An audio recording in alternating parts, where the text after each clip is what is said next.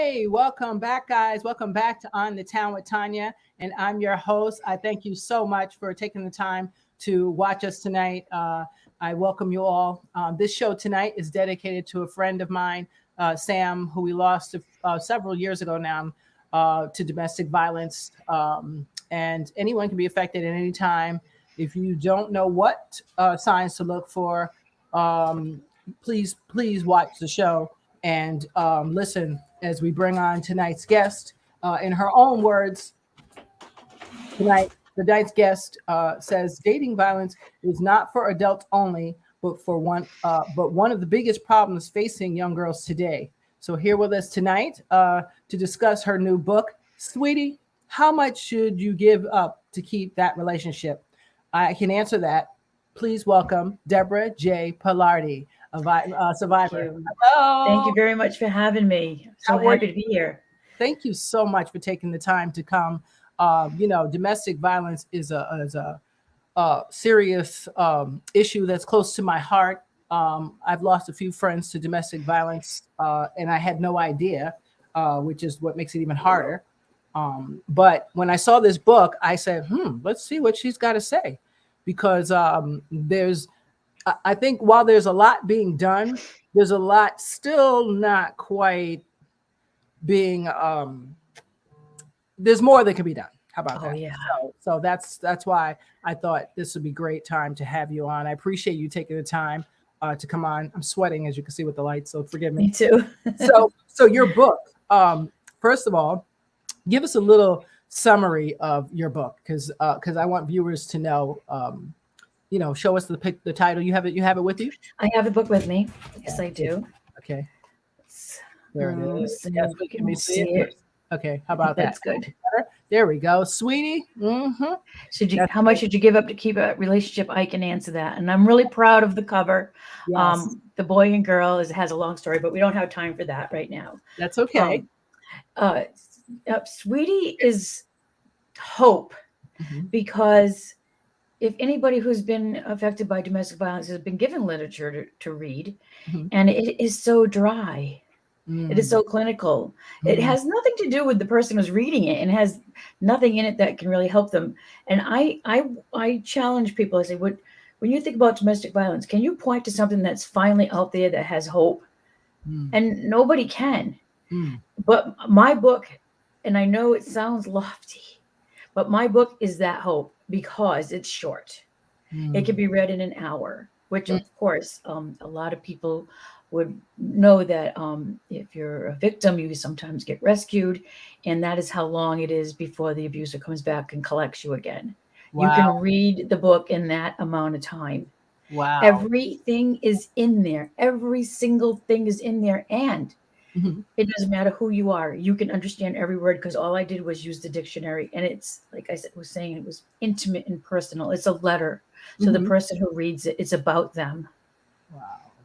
Wow. It's the first. I mean, if it ever gets into the hands of the people who need it, it will be called the first ray of hope in a long, long time. And I mean, like, I'm just I have a staff of one, me.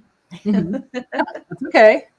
So, it's taken a little time to, let people know I have to do it, as well as work full time, and I have a family and stuff. That's like every person on earth, Right. No, absolutely. Well, what's the one takeaway? Like, let's say in the first chapter, what's the one takeaway that someone can take away from your book?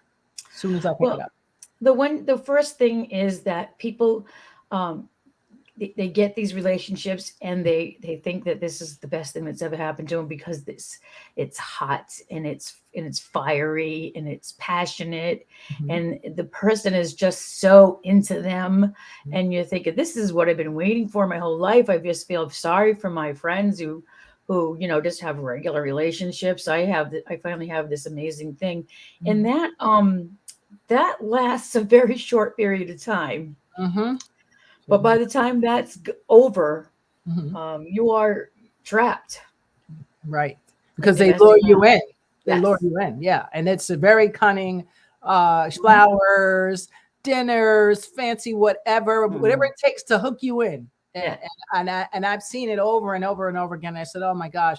But here's the one thing. I think it was Maya Angelou said, she may not have been the originator, but they said, when people show you who they are, believe them. Yeah. Now, the problem with that is we put our fog blinders on because we're so eager for this love, and we can't believe, like, what? Like, this is all me? And I get it. I get the way we can be lured in. I totally get it. Some people say, well, how come they stayed? That's not the question really to ask. Is not how come they stayed, because we can ask that all day long. It's why would another human being think that it's okay to put an act of violence on another human being, and then to top that on top of it in front of their kids? Well, I can answer that. And what's happening is, and this is kind of like the middle of the book, but that's okay. I think it's good to bounce around. Is when it gets really, you're in it. In it. These abusers, I don't know how to explain it. It's like a form of human trafficking, because you have been removed from your whole family, your friends, practically your work, everything. You just have one trafficker.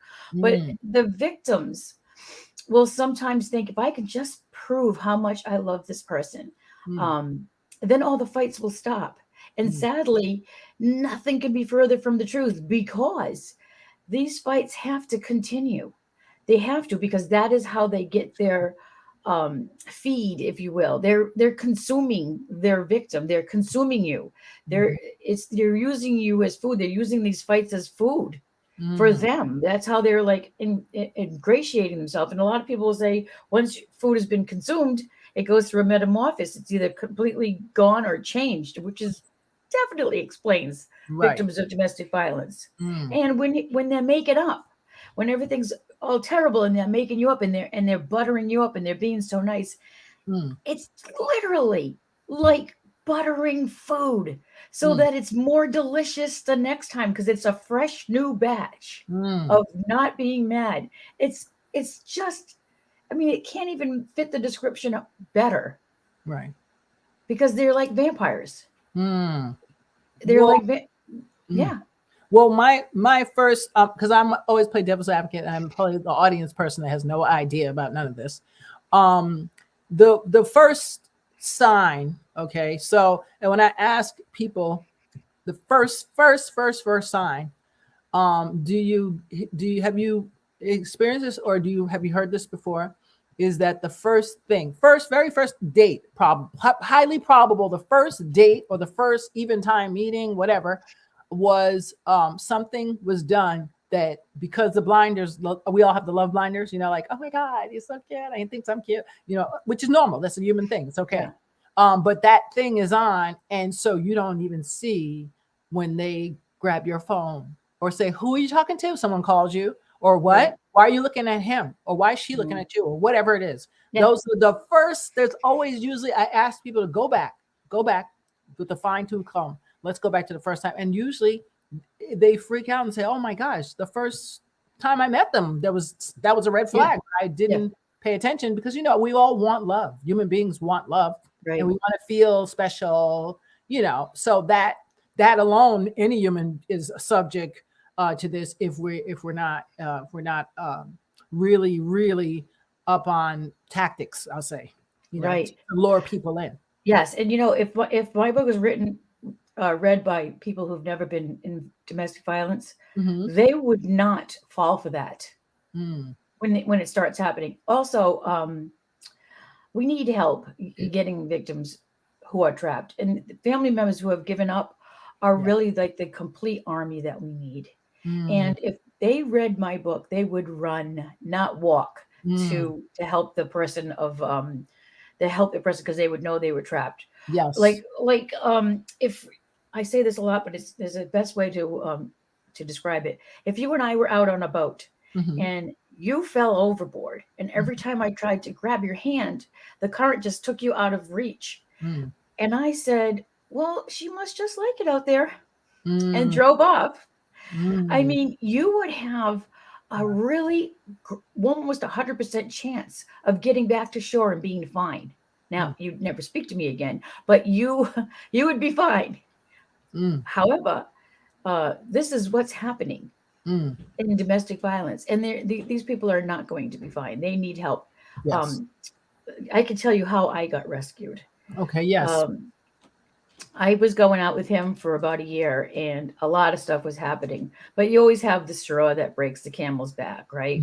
Mm-hmm. So he came to my house. It was early in the morning, and he saw that my shades were up, you know. And he's like, "What would you pull those up for?" And I said, "Daytime." And Right. he's like, Right. "Right." He's like, "Who are you trying to see?" Oh my And gosh. I had already known, but that was like, oh, we cannot. This is just cannot keep happening. This was 40 years ago, by the way. Right. Wow. And so, yeah. Wow. Let me just You explain look how. amazing, first of all. You look amazing. That's first. Well, I'm 63, but Really? yeah. Girl. Woo. They're talking about black don't crack. I think they got that. They got to go back on that one. I'm Sicilian, so Oh, that's why. Yeah, there it is. Whoop. There it is. It's gorgeous. but right now I look blue, but It's okay. We like blue. Avatar is right. my favorite. So I broke up with him, and of course back then it wasn't called stalking; it was called following. Okay. And for like almost 5 years, he stalked me. We're going to call it stalking because Really? that's what he did. And I got fired from jobs. I mean, none of my friends in my circle would go out with me because they all knew that I had a crazy person following me around, so they didn't want to deal with it. Didn't have a date in like almost 5 years, and so I was living in an apartment, but somehow I was always careful. Let me just get a drink of water. It's okay. Go ahead. It's okay. I was always careful. Mm-hmm. So he never found me in my apartment. Wow. It was almost 5 years. I had to be careful. I always had to see if someone was tailing me. But so it was fine. Then that one weekend, the people on the third floor and the people on the first floor moved out and left me on the second floor by myself. No problem. Monday rolls around. I get a knock on the door, and it's him. I don't know what happened.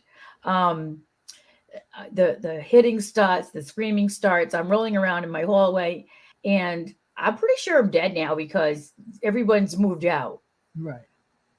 But he just gets up and starts running down the stairs, and I was trying to figure out why he was running, and all of a sudden I saw a person chasing him with a bat. And I later found out that a person moved in upstairs with a bag of cups and a sleeping bag, and apparently a bat.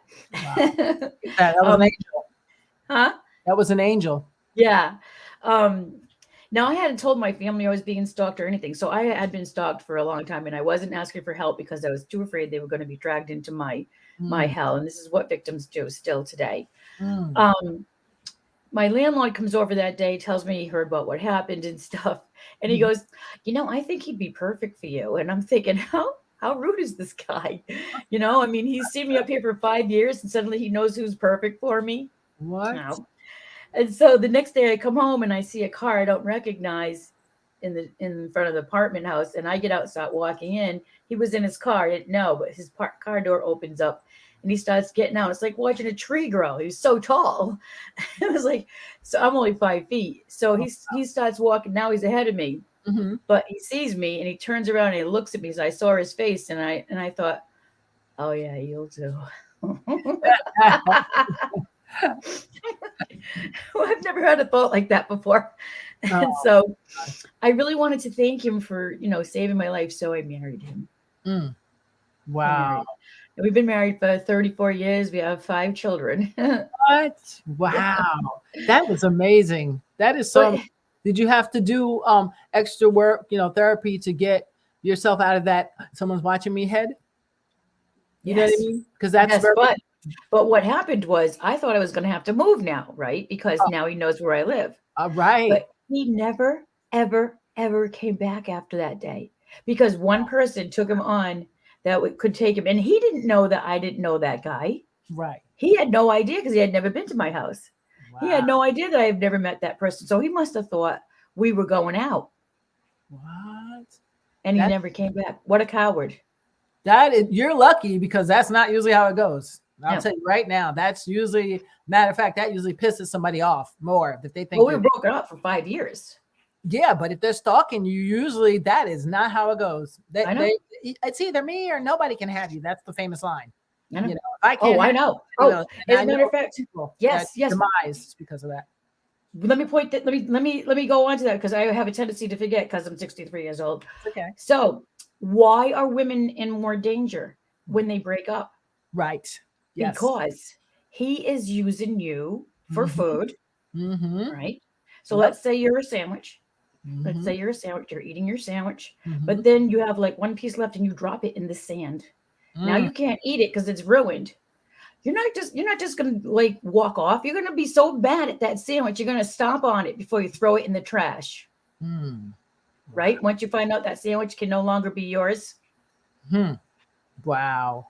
That's a good way to see it. Well, here they say 75% of women die as they attempt to leave. Yeah. And that is why, you know, when I hear people say, well, why don't they just leave? It's like, and it took me taking classes and learn the right pattern instead of saying what typical people say who have not been in it. But I didn't realize until one lady said to me, she said, if I would try to leave, I'd be dead. And my safety was first. And when I realized that, I said, wait a minute, that's why a lot of people stay. Because usually they're controlling the money. They've made you alienate from all of your friends and family big time. Especially the closer your family was, the more they're going to put you way out there and have you labeled as something that ain't even true half of the time. But it's good enough that they won't be back. And he controls you first by that. That's the first thing is alienate her, make sure she or he does not have anyone or anything to rescue them. That's first. Because then if you know you're out on the island by yourself, I come on the island, like you said, with some food or something, what are you going to do? Exactly what I tell you to do. Because now I'm in control. And that's so important for young girls to know that when you're in these relationships, and not just young girls, I know old girls that are in these relationships that are doing, I mean, I'm like, you are girl, didn't you learn anything? But it does, like you said, no age, no discrimination on color, even though they say more Black women are likely to suffer from domestic violence, but I don't believe that. That's absolute. I can prove that that's a lie. And I'll tell you why. Because if you go to Australia and you go to other countries where the death rate is even worse than here, India, go to other countries, you'll be like, wait, that makes them look like Swiss cheese. Isn't like nothing. So I know those stats are, I call them lies or pumped up and I'll tell you why. So that white women will feel like they're really safe. You see? Now I know it sounds crazy, but they don't want in the media to make you think that you're not safe. And they don't want the world to think that you're not safe. You see, it's okay for other women, but it's not. I'm telling you, trust me when I tell you, I've been checking this out for a while, how they cover it, where they cover it, how they put a face to it when there really is no face. I know a woman who was married to an attorney, a big time attorney, and she was being beat every day. And no one had no clue at all, including never said a word. She never said a word. Never said a word because she's very passive and quiet and never. I was shocked when she told me. I was like, you what? And only the reason I knew something wrong because I have good instinct. So I know if you're hiding something from me as a friend. That's the only thing I knew. But I didn't know what it was. When she told me, I was like, wait, say that again. Because wait, you? Yeah, no, you mean like verbally? No, physically. Wait, say that again. I mean, I had to keep saying, repeat that again, because it was just not what we see on the news, what we hear about, the stereotypes, it was not that at all. And I know plenty of women who, if I put them in front of you, you'd be like, you're lying. Well, you wouldn't, but the average person would say, oh, not her. Yeah, her. And yeah, him. Or she. I mean, I know women that do that. It's men too. It's men too. Believe me, that get trapped in domestic violence. So I didn't want to stereotype. Sorry, guys. No. I mean, anybody who, if you're a person who likes to consume another person by whatever they do, being violent against them, and it's not always physical violence. It can be also verbal violence or whatever. But in my book, I I talk about how, I mean, I make a million points and I prove my points. Right. Like I just start off with very simply, like if you're in a good relationship, you're going to thrive. Now, both of you and I know what that means. That's something good. But what I did in my book was I took time and I said, I'm going to look it up. I looked it up, and thrive means to grow vigorously. Now, when you hear the definition, that's powerful.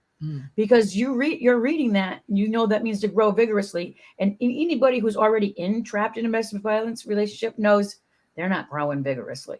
They might be shrinking vigorously, but they're not growing vigorously. No. And I proved like that they think that they're still loved, that at least this person loves them. But I made sure that I proved beyond a shadow of a doubt that that person that they're in a relationship with does not love them, because I use my dictionary again. And that's why it's so simple to read. Right. If the opposite of love's not hate. A lot of people think it's hate. It's not hate. Like supposing I'm at home right now making a salad or something. I see a commercial. I mean, a news that somebody got in an accident. It's in my area. I don't know this person. I'm just making my salad. I don't care. Right. I am indifferent, completely indifferent to whatever suffering that I just saw on the news. So, in my book, I point out without a shadow of a doubt that this person is indifferent to everything that's important to you. Your job, your friends, your family, fashion, your hopes, your dreams, everything. I mean, maybe you've heard this before. When you're a person who's in domestic violence, the person will say, what do you think, you're going to go out and do whatever you want? Have you heard that before? A lot of girls will go, or a victim will go, no, I'm not going to go out and do whatever I want. But the answer is yes. I'm going to go out and do whatever I want, because you have integrity, and your integrity and the stuff that you want are not going to harm the relationship. But they're indifferent to your integrity. They're indifferent to absolutely everything that's important to you. That means they don't love you. Wow. And the person who they love them. So, I gave the reader permission to still love the person who's in the relationship, because they were in it for real. However, I pointed out that it feels like only that person can fit in the little spot where their heart is, but it isn't true. Your heart's a lot like Jell-O. If you take the person out and let them stay out and let nobody come in for a little while, that shape will just fill in, and another person can fit in there.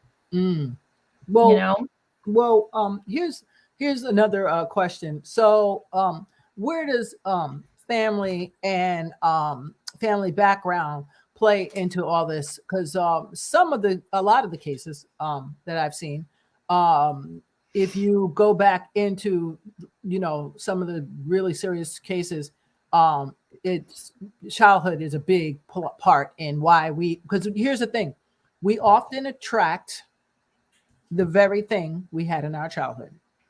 So meaning like if we had a loving home, kind and caring, usually not all the time, usually we'll find that we want that same thing. So we'll attract unconsciously to that same type of relationship. That's not always the case. Some people have to work hard for that because they want the opposite of what they had. So there are those exceptions. And I know a lady who's brilliant. I mean, absolutely brilliant. She was sexually abused by her father since she was 4 years old. And she vowed that she would get out of her home, but to herself, she vowed, I don't care what happens. I'm gonna take advantage of every opportunity I'm given. Start stashing money. And one day when I get to college, I'm out of here. And that's what she did. She got her degree, and they never heard from her again. And she's now she's in her 80s.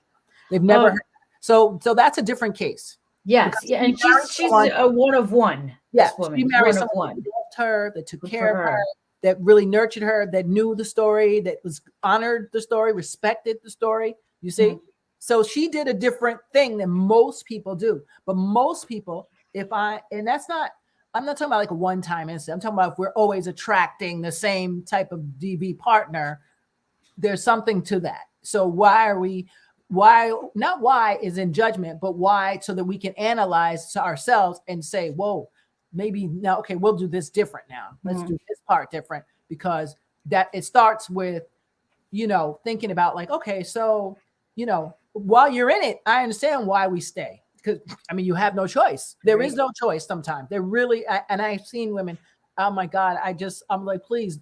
Sometimes I'm like, don't leave because I know he's gonna go ballistic. It's just some people that motivates them to commit horrible acts. You know what I'm saying? So until you have a safe, solid plan and a support team that's 100% solid and that's safe, that your kids are safe, that you have a roof over your head, that they can honor and support you for as long as needed, because it's a long haul. It's not a short game. Yes. It's not like, oh yeah, okay, I got out and today. No. You may need years for him to cool down and maybe hopefully get arrested for something so that he'll be in jail and then you won't worry about him. Or something where you can get far enough away, change your identity and become someone else, including your kids, because I've seen people do dumb things like not them, but the people helping them. Like, why are you take a person out of their situation, right? You know what this is. You know he's going to murder her. You know this. Like that, he said it. He told them. And you take her, you put her somewhere local, right? First mistake. Second of all, now the kids are like doing the PTAs on Facebook and all this other stuff. Well, that was easy to find them. Now he found them. So what do you think he does? Hey, baby, you know I love you, right? I want you back. And what do you think she's going to say? Because now she's like, ugh, I already know what's going to happen if I say no. So she's back again at square one. And that's the loop that has to be fixed. It's like you have to do your own edit, so to speak. You have to do your own edit and say, okay, I'm planning this all out. That's why I love Julia Roberts, Sleeping with the Enemy. What was it called? That movie, whoa, to this day hits me in a place that I was like, whoa. But she plotted for years, took swimming lessons. I mean, like thought out every last detail. And that's unusual. Again, it's not everybody can do that. Everybody doesn't have that kind of money or figure out how to stash money. They're very important. If you don't have resources and contacts, you're probably gonna have to stay. And that's where we need as a society to be having places ready and prepared, not calling. I called one place and we're like, oh, we don't have any room. Really? You don't have any room. And someone's about to die. That's really interesting. I know. Like you don't have a backup plan? Well, we don't really. And you're a nonprofit. How does this work? I know. And I know it's a lofty claim again, but if a person reads my book, they will know they have to get out of this relationship. I have had so much feedback. A person told me how many times they went back again and again and again. And after they read my book, they were like, oh, okay, we're not going back there again. And this is why. But there's a lot of reasons. And like you said, one of them is because you were brought up in a certain way and you kind of attracted what you knew. And there's a lot of reasons why women get trapped. And I went over every single one of them and still kept my book short. But one of them is, let's just say this. Let's just say I was using a powerful tool incorrectly because I didn't know how to use it. And let's just say I was using the most powerful tool you know of. And I was using it incorrectly. Am I going to get hurt? I'm going to. So let me ask you, what is more powerful than a mother's love? Not much. So when these abusers start acting up, okay, what happens is something happens, and I don't really know how it works, but something happens where they worm themselves into our heart. But it's not the spot for partners. There's all these different spots for everybody. The spot for partners is a spot for partners, but there's another spot where we have our children. And where we have our children is a mother's love. So that means that our kids can do everything. They can do all kinds of stuff wrong, and there are no deal breakers. You just keep going back over and over and over and over again, no matter what. Now, our partners are, that's not true. There's deal breakers for our partners. But the abuser somehow worms their way into the spot of our heart that only is supposed to be for our children. And we do not realize that is what's happened. So we just keep going back and back and back. And we don't realize that they're in there. They're not supposed to be in there. That we are actually being abused by our own heart now. You know what I mean? It's our own self is abusing us because they're in the wrong spot. And so that's just one of the reasons. I definitely take time to talk about that so the person realizes what's happening. I also talk about the fact that your true love is not going to be a prince. riding in on a horse and everything's going to be beautiful, because nobody's perfect. Right. When you have a great relationship, you have a perfect relationship, you're still going to have issues. But when you're in a domestic violence relationship, you can't say, oh my gosh, we'll call him Bobby. Bobby, I don't like it when you do X, Y, and Z. You know, don't even talk to me tonight because of what you said the other day. That is just, we do that in a regular relationship. The victim does not have that right. They're not even able, they have given that up to. Wow. They have given that up to say, I don't like it when you do X, Y, and Z. Can you imagine being in a relationship where the person is doing all these different things and you can't say anything because you're so scared? Now you're scared. They're in the part of your heart that you have just for your children. They're doing all these things wrong. They're buttering you up so that you're nice and delicious for the next fight. You can't convince them to stop arguing and fighting and being violent, because that's what they want. That's why they're there. They love that. They're whatever it is that they're getting out of it, that has to continue. And the victim doesn't know. The victim thinks, if I could just prove that I love them and that nothing will happen, it's all going to be over. Wrong. Well, that part of having to please, that part right there, and that's a therapy piece. But that's the part right there that that I would take ownership for. That why am I having to please this person? Something in my past, I would assume, made me want to be a people pleaser to the point that I'm not able to identify when it's not healthy to be pleasing someone. You know what I'm saying? So it's hard because without the therapy piece, it'll just be over and over and over again. It's just a repetitive cycle that's passed on to your children because they didn't get the help that they need to see. Let's see this pattern. Oh, this is what this is. Okay. And on both sides. I mean, the perpetrator has a whole bunch of work and issues that goes way. I mean, literally psycho and analytic therapy is needed deep. If there's any help, that's what's needed. And not many people, they do those classes sometimes, but I was like, not sure if that's going to really help. People who have read my book tell me they read it over and over again because it's just something that they thought of, and they read it again, and it makes more sense. And it's so easy to read. I mean, it's almost like, it's almost like a one of those drinks that when someone's dehydrated, it's almost like something like that. It's just so easy to read. I mean, obviously, if I could have made it into a nasal spray or a brownie or something, I would have, but I don't know how to do that. So I just made it short as possible and easy to read, and make sure everything's in there. But the thing is, there are so many different reasons. And some victims are suffering from every single reason at once. Yes. Well, I mean, again, I always tell people, and this is for anybody, whatever was going on in your childhood, you usually seek out the same thing. So if you wasn't getting attention, or if you was getting too much attention, if you were being verbally abused, violently abused, you watch your mom get abused, your dad get abused, all that stuff as a child, it plays on your psyche and goes right into your relationships. And until you get proper help, I tell everybody, get therapy, even if it's just to dissect your childhood and process and compartmentalize where everything goes. Because we all have issues. We all have things that happen. That's not the issue. No. The issue is we usually stuff it down, put it down there, and just let it, even though we got heartburn, we're like, I'm just going to hold all this grief. I'm going to hold on to it forever.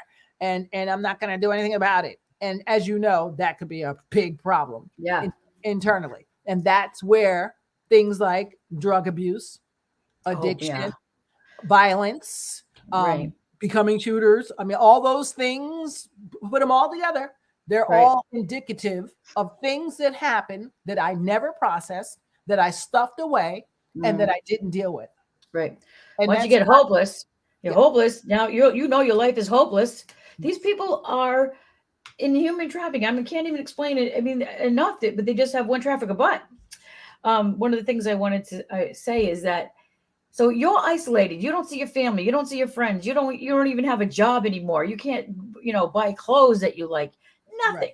Right. So is he having the same life that you're having? But Probably. these abusers don't have the same life. How are they getting away with it? They Mhm. start a fight, and then they leave. Yep. And you're too afraid to leave. You can't do anything. You can't make a phone call. You can't do anything. They're out having the time of their lives, but while you're home, terrified. And then when they come back, who knows when, you're too afraid to ask where they were.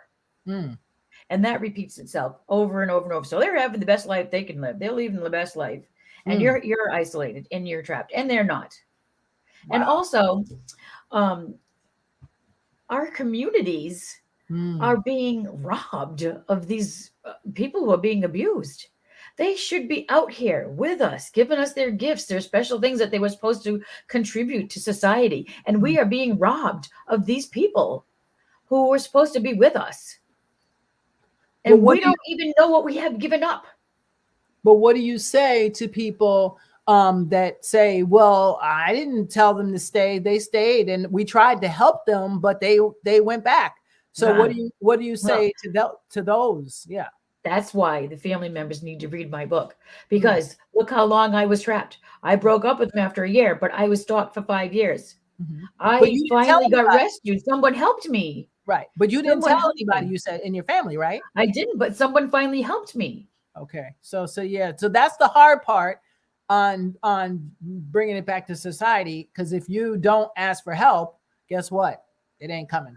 Well, that's what I'm saying. These family members will be back on board. If they read my book, they will be on board. Right. They will not give up on the person that they had previously given up on. I promise you, after they read my book, I promise you, they will be inflamed to make sure that they will realize the mistake that they made giving up. They will hate themselves for it.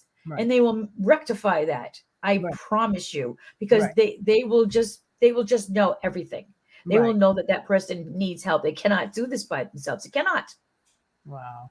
Well, I'm going to go to a video break, and then when we come back, we'll talk about why, like, especially if you have brothers, why they're not helping, dads, like, how could you sit by and watch your daughter? We'll go through this. Like, we'll talk about that. Let's just go to a quick video break, and we'll come back and talk about that, okay? All right, so guys, hang out for a minute. We're just going to go for a quick video break. We'll be right back. Just hang tight. My baby's kinda crazy, my life's kinda hazy. He's always down to ride till the end. Oh, his heart's a little heavy, drinks beers, drives a Chevy. He's always down to ride till the end. Oh, just tell me when you want it, I got it. Oh, just tell me when you need it, I have it.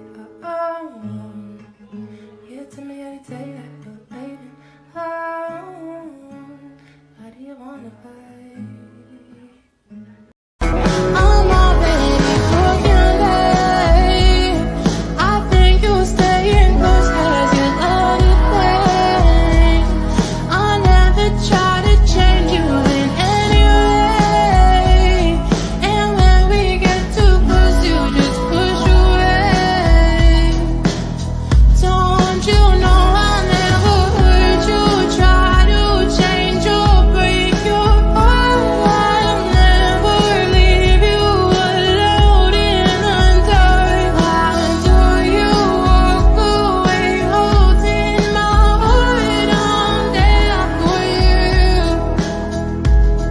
Why can't you do the same for me?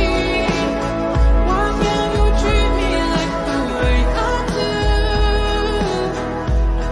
Why won't you do the same for me?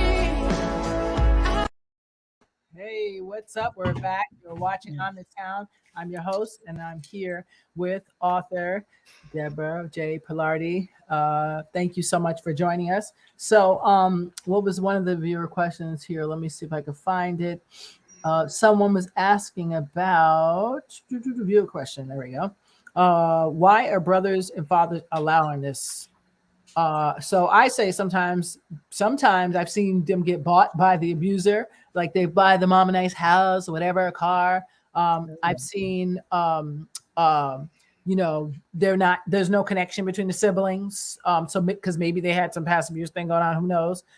There's some scared because they know, like, if we do anything, he's going to come for us. And some are just not able, like the parents, a senior, what is she going to do? She's going to get probably beat up, unfortunately, as well. So what's your thoughts on that?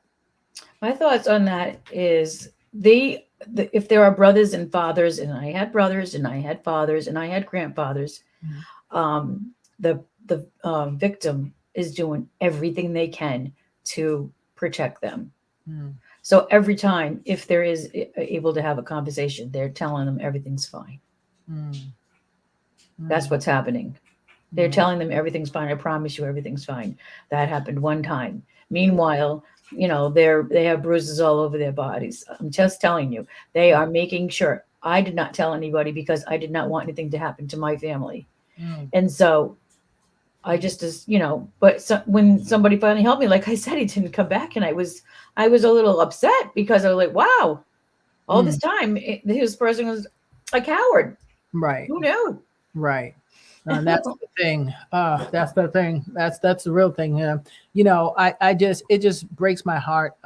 Because every day we're hearing more and more stories, like the young lady who was strolling her baby in Manhattan, her 3-year-old, and her boyfriend, her ex, came up and literally, I'll say popped her in the head, and took her life like that. Right. 5 seconds. 5 seconds. And then now they're talking about, it was domestic violence. It was this and that, and that.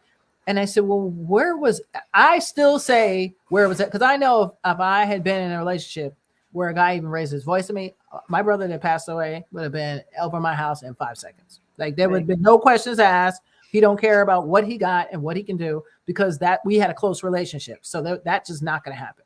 You know what I'm saying? But there's people who don't have that. And I was so blessed to have a brother that was like, okay, not today. And my girls, I'm the same way too. I said, well, you're grown, you can do what you want, but don't let me find out, because I'm that mother that would be like, no, I'm not going to sit idle, because I think a lot of times family knows that they know, but they're scared or they're intimidated or they're just like, you know what, that's their issue. They chose to do that. You know what I'm saying? So they don't know how to respond. But as a mother, I could not sit by knowing. Now, if I don't know, that's a different story. But if I saw my daughter coming in with black eyes every week, are you kidding me? Do you think I would not be figuring out, how am I going to figure out this before I present it to them? Because this is definitely what we presented. Like, it's not going to be a lot of families ignore it or sweep it under the rug again, because they're scared. And I get that, because there is something to be scared of. Oh yeah. You know how many family members, like they'll do, kill everybody in the family and then themselves. Yeah. So it's a real thing. It's a real thing. And it's important for to have a support team, a solid safety.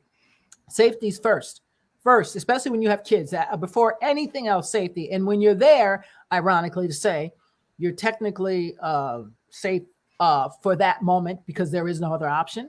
So until you come up with another option that's like, okay, we can get out of here safely because they're not home, or you know what I'm saying? We can plot, okay, they go to work at 5 and they always go to work. They never miss work or whatever it is.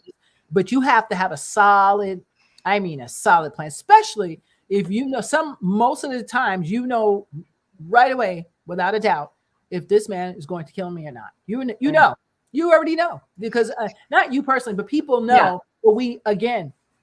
But I wouldn't do that for my kid. Wait, you think you wouldn't do that with your kid when he just blackened your eye in front of your 3 or 4-year-old who's now traumatized, and now you just messed up their whole being because they don't know what that is.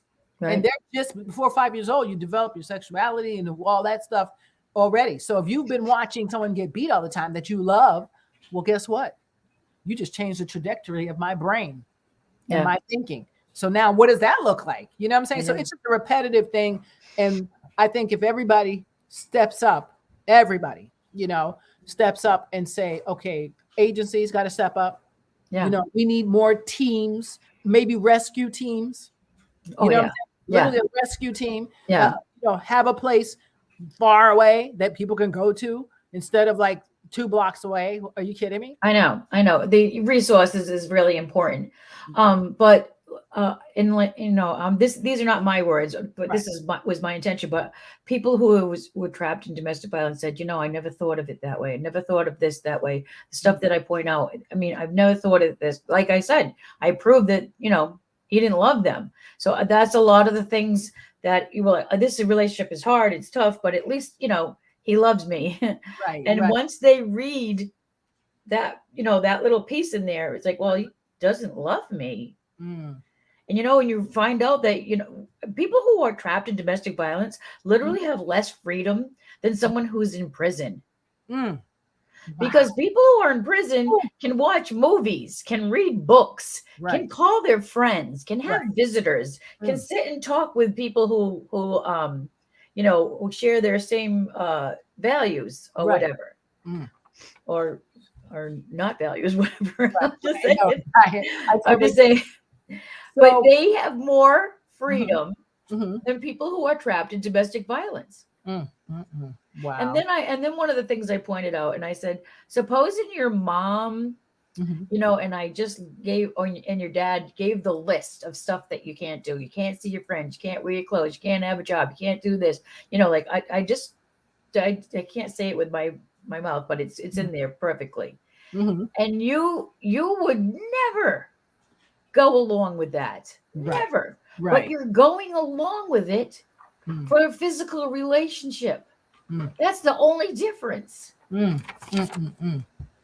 For the physical relationship. Well, that's part of the therapy and healing piece. Why am I needing this love so much that I'm willing to literally die for it? You're not even love. You're being consumed. I'm sorry. Yes, exactly. I know what you're saying. That's what the person's thinking. But once they read my book, I'm telling you, they'll find out. They will find out beyond a shadow of a doubt. They are not loved. Right. They are not loved. They're an object. Exactly. At all. They're food. They are food.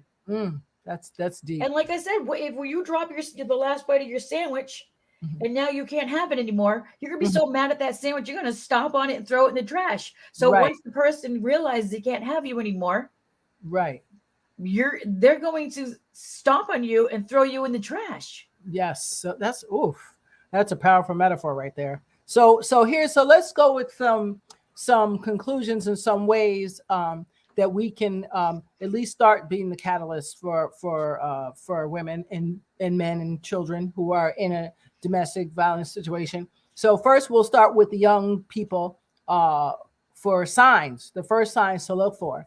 And again, Maya Angelou, that's how I know said it, but I don't know if she's the originator. When people show you who they are, believe them. That line sticks with me for everything. Everything. And people are like, oh, you're so judgmental on relationships because they're like, you still didn't find anybody? I said, yeah, because I listen. When you tell me who you are, I believe you. Yeah. So it may take 1 hour, but as soon as you say the one thing that I'm thinking, interesting, I'm out. I'm not even going to stick around to see what happens, because that's why most people end up in some funky something or something that they don't want, because we as human beings, we need love. And we want love and we want to be accepted. That's normal. But instead of stopping using your instinct that God gave you, he gave it to you. Gave it to you. Because most people will say this, even when you have a friendship, just a basic friendship that's a bad friendship. They're like, they turn out to be like a robber. Nobody has these kind of friends. But let's say they turn out to be a very bad person, right? You knew from day one. I knew they were trouble. Yeah. You knew. But what did we do? Oh, it's okay. I'm just going to, no, first sign, in my opinion, possessive, asking who's calling. I've seen this on the first date. I was like, I was on the phone with somebody and she's like, oh, wait 1 second. And I hear the guy say, oh, who are you on the phone with? I said, who's that? She said, that's my new boyfriend. I said, whoa, tell him to chill. Tell bro to chill. Yeah. She was like, and she right away, girl, just not even 2 days in. I was like, girl, it's day 2. Right now is the time to grab this by the throat and let him realize who the boss is. You don't let him, 2 days in, he's asking you, and my voice sounds like a man on the phone. So he probably thought, oh yeah, she's trying to talk to some guy. Because I really do sound like a guy on the phone. I'm not even kidding. Like AT&T was like, oh yes, sir. I'm like, it's me. But so I talk about it in my comedy a lot. But in realness, in seriousness, that's the first. I guarantee you, the first hour of the date, I guarantee you something funky happened, but we didn't pay attention to the detail. Yeah. And I've asked lots of women this question. And even if it's just the relationship didn't get to DV, but got to a verbal, just funkiness and not right, I ask them first, tell me about the first hour. And they always say something that's there it is. I was like, yeah, so let's do this and have my mom over. Why do you need your mom over? Right. Wait, what? I'm going to go see my sister. What do you need to see her for? I'm here for you. Why do you need them? Yeah. Well, because no, you don't need to. Let's just, and then they what do you call that word? Not just family, jealousy, guy and gifts. Overreact. Physical. What's it called when they buy your time? They monopolize your time. Yeah. So you're like, okay, I got to go to work. Why do you have that stupid job anyway? You don't need a stupid job. I'll take care of you. Yeah. Oh, right. I'll take care of you. You don't need a stupid job. That job is so dumb, or they get you fired, which is worse because now you're like, oh yeah, absolutely.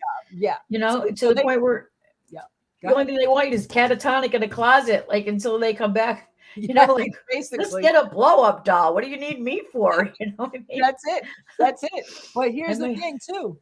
So first, we talked about the cunningness first. That's how it first starts, because no one's going to come in right and start hitting on you. I mean, if they do, that's just nuts. And then that's just like, are you really going to say today? Like, this is the first day? So nobody's doing that. So it's usually like, hey, beautiful, you are so beautiful. Look at you. I bought you some flowers. Let's go have dinner. Yeah. I bought you a new car. Hell, I bought you a house. I mean, whatever. There's so many cunning ways. Like, first of all, they know what your weak spot is. Not weak like a tack, but weak spot. As a woman and as human beings, we all have that spot that will make us feel like, okay, whatever that is, right? Yeah. So they find that first. That's the first thing. And everybody knows charm always wins, right? So when for young girls out there and young guys, because they get in abusive relationships too. I've seen guys get abused. The first thing on your radar is possessiveness. Oh yeah. You're on the first date. Why do they care who's on the phone with you? I know, they don't even know you. Why do they care you took too long to go to the bathroom, unless they were worried about a kidnapper or something? But why would they care? You took a long time and you only took a minute. Why would they care invest that much in every micro thing that you've just done in an hour that you just met them? Right. That's a good point, because what they do when you're talking, they listen to you, like the kind of listening that every woman or person who is wants. So you've got a person listening to every word you're saying. Yes. And you think, this is so great. Yes. Well, that's why they're listening, because they're waiting to find their perfect end, and they're finding what your weak points are. Because as we talk, and I learned to shut up a little bit sometimes on dates, because I'm famous for talking, as everybody knows. I'm guilty, but that's bad. If you're dealing with a narcissist, right? That's the worst thing you could do, because now, thank you. You just put out the red carpet for everything they need to get you to come down that red carpet and go into the event of a lifetime.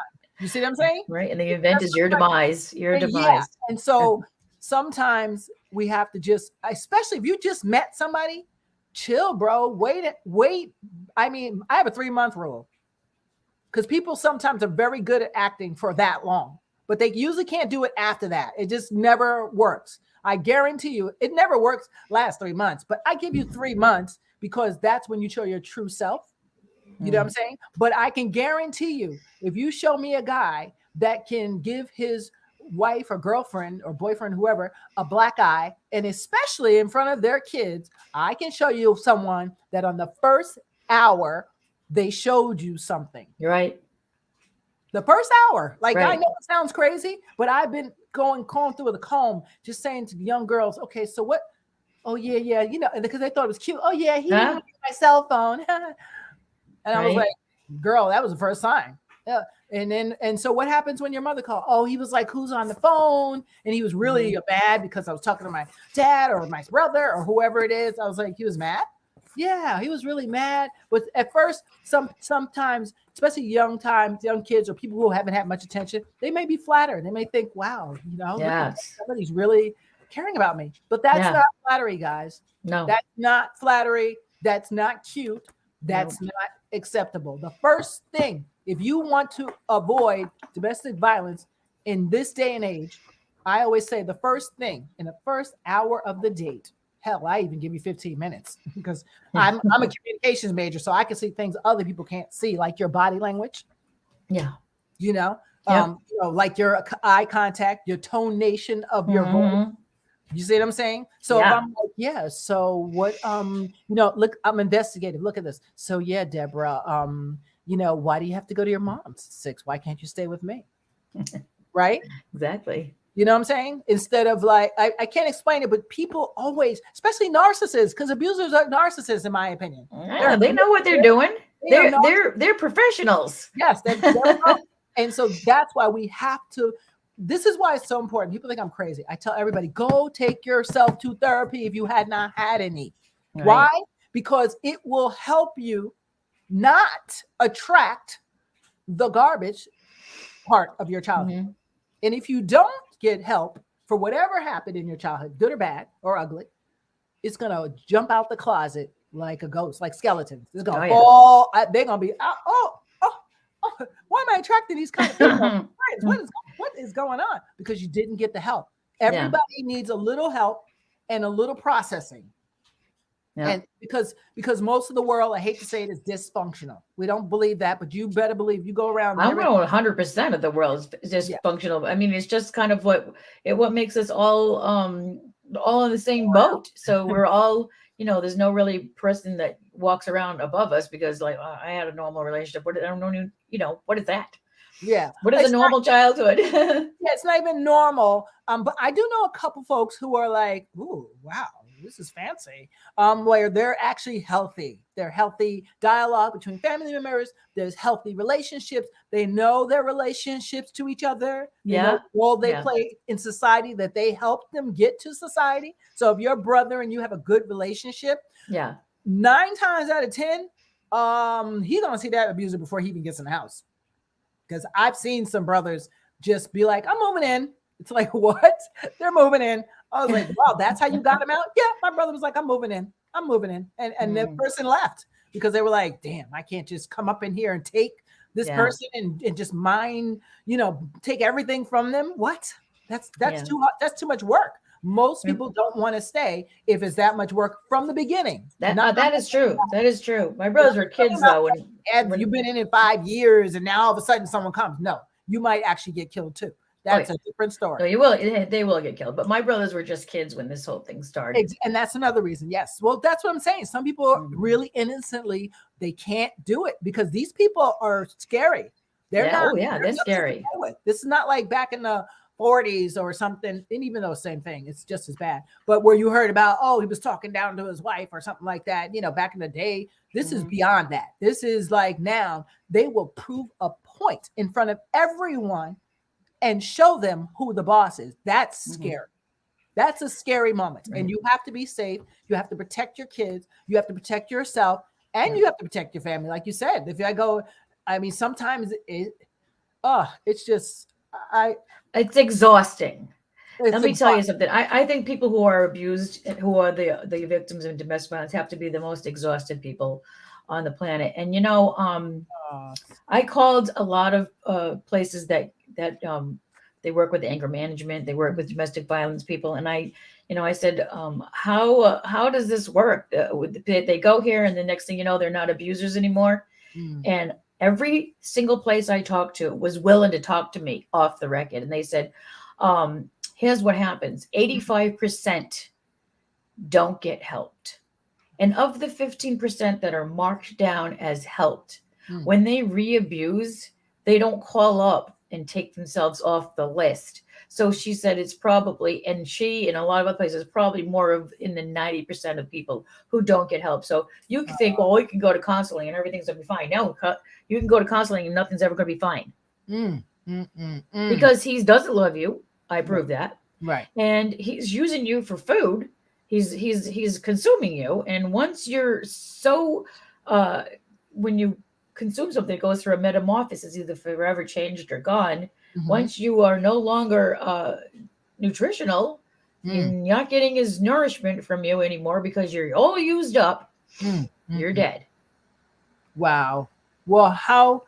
Oh my gosh, that's just so crazy. How can what can women do? Because to me, I mean, I always feel like if you can hit a woman or a man, whoever, in front of your kids, your impressionable kids, the thing that you love the most, if you can literally, I saw one lady got beat to a coma. You can do that in front of your 6-year-old and like, there is nothing that you will not do.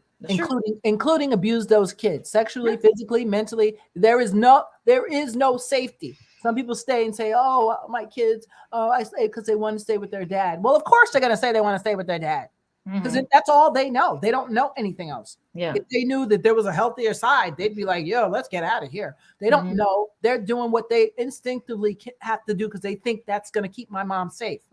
So that's why they're doing it. Not because they love him or something. You know what I'm saying? In fact, they might actually despise him, but they're not going to tell you that because they don't want you in danger. And they know you will do, things that, they've seen it. They've seen it before. They've seen, mom got beat when she tried to protect me, when she tried to help me. So they know, they instinct. Don't ever think, a lot of people think, oh, my kid's only 5. He doesn't have any idea about what's going on. Oh, he has an idea. Oh, yeah. He's never seen I remember a lot of stuff when I was 5. Believe me. Yeah. I was 5. You don't a long think time ago. Yeah. They know. Or put it this way. Even a toddler, a 2-year-old, while they don't know what's going on, I can't say, Deborah, this is happening to me. Their body registers to the mind, and the trauma comes through fear, anxiety, depression, bipolar. I've seen these kids. I know I've seen these kids. Believe me, I've seen the people shopping, and I know that they're not looking at anything. They don't even know anyone's around them because they're so conditioned to make sure they don't look at anybody. But like I said, there's a lot of reasons, and one of the biggest reasons is that they worm themselves into the part of your heart that's for your kids. So there are no deal breakers. You don't know that's happened. But also, victims become junkies on their own adrenaline. So they will sometimes get rescued. And if, like I said, if they don't read my book, I think I had divine intervention helping me write this book because it is so simple. Okay. And once they read my book and they realize that one part, just that one part right there, someone told me that it was so powerful that, oh my God, he does not love me. But once they get out of the relationship and they're out for a little while, they feel like they're lost, like they're missing something. It's their own adrenaline. Yes. They're hooked on. They need to let things calm down. Yes. And they don't know that. So if they don't know that, and now they didn't read, anything that's good, like my book, and they don't know beyond a shadow of a doubt that he does not love me because he's indifferent to everything I want. I want that shirt. I want those pants. I want to go to this job. I want to hang out with my friends. I want to, everything. Yeah. Everything. So they don't know. Now they're hooked on their own adrenaline. So now they think they're lonely. They think that they made a mistake leaving this person. And this is one of the things that is very difficult to deal with when you're trying to help the person. Yes. And so if you had something like Sweetie, where everything is so simple, it's like when you read something that's dry, you have to take a test on it later. You don't really know what you read because it's so dry. You have to read it a couple of times. Not with this book, because everything is so simple. I don't care if you're 12 years old or if you're 100 years old. Everything is so simple to understand. Where do we find the book? You can get the book on all of the websites, on Amazon, on Smashwords, on Apple. I have it on my TikTok. My TikTok is just Debra Palardy. I don't have an Instagram that's set up right now, but I have information about it on my Facebook page. Okay. It's just, you just get the title and go to any bookstore, Okay. and they will order it for you. Yes. So you guys try to get the book, because here's the thing. So while you may not be a person in the domestic violence, you may know someone, you may now be able to identify someone, you may be able to help someone, you may come up with some new plan that no one thought of before. You may save or change your life. That's why it's important to read the book. And that's why it's important, when you finish reading it, please pass it to somebody else. Yes. Because if we don't start doing what we can with what we have, she's sharing her story, she's sharing her lessons. If she didn't share that, what do we have? Right? We don't have anything. We can't heal unless we help each other heal. So it's a societal thing. I believe it's a community thing. I think we all have to play a part, especially when it comes to domestic violence, because they are so isolated that the community has to be there for them. And agencies, they have to know how to build a good team, how to stash, how to have locations that are not right around the corner. So many elements to this, but it's a community effort. And the way community, the one thing you can do, if you're watching the show, that you can do is buy the book and share it with somebody else after you finish it. Because if you have information, that's half the battle. But if you run into a situation and you have no information, right, someone may die. Yes. That's the difference. Yes. So I thank you so much, Debra, for joining us. And you guys, the name of the book, sweetie, how much should you give up to keep that relationship? Amazon, check it out. And there's a subtitle to that. Yes, there it is. I can answer that. And I did answer that. Yes, she did. And the book is really good. Please read it. Give it a review on Amazon. Yes. And please like and share and subscribe to this video. And guys, that's it. I can't believe our time is up so fast. I know. But I thank you. Oh, wait, let me take this off. I thank you so much for taking the time, and we'll circulate this and get it out and put it on the podcast as well. So hang out for a minute as we say our goodbyes, guys. All right. Thank you guys for watching. I see you out there, Gina. Thank you, Richard. Thank you so much for all your help too, Richard. Grandma, I see you out there. So thank you guys for watching, and please like and share and subscribe. Okay. And we'll be back. No, we won't be back. We'll be back next week. All right. Thank you. Hang out for a minute, Debra. Baby, I'm drunk on lean. No, the cup won't love you like I do. Baby, I know that we can't live in the past, but the past is all I see. And why you gotta make me wait? Why you give my love away every day? And she could probably take my place. She could probably take my. Yeah, I was willing to ride, but even praying to God, but even I'm God alone. 'Cause I'm choosing you instead. Yeah. Whoa, whoa, whoa, whoa.